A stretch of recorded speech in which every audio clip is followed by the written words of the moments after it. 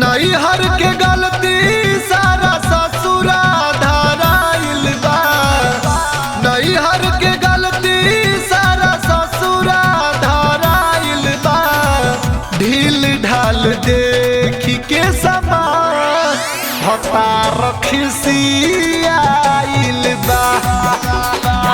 ढील ढाल देखी के समान भतार खिसियाइल बा। ढील ढाल देखी के समान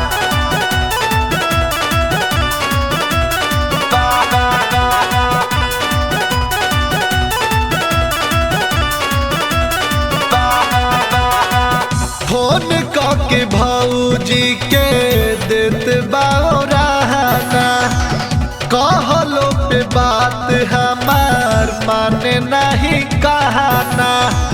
माने नहीं कहना हो फोन के भौजी के देत बाना कहलो पे बात हमार माने नहीं कहना। इह सोच टेंशन से देह दुबराइल बा। इह सोच टेंशन से देह दुबराइल बा। ढील ढाल देखी के समान भतार खिसियाइल बा। ढील ढाल देखी के समान भतार खिसियाइल बा।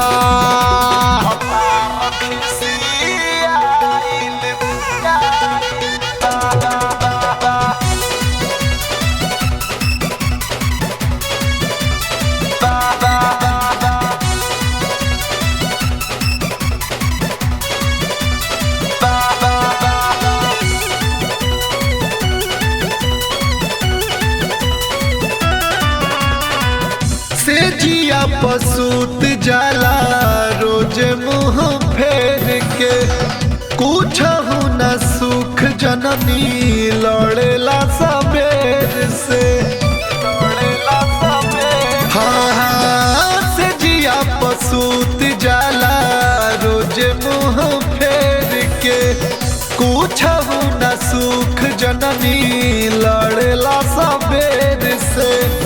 निर्मल निराज राहुल मोती पगलाइल बा। निर्मल निराज राहुल मोती पगलाइल बा। ढील ढाल देखी के समान भतार खिसियाइल बा। ढील ढाल देखी के समान भतार खिसियाइल बा।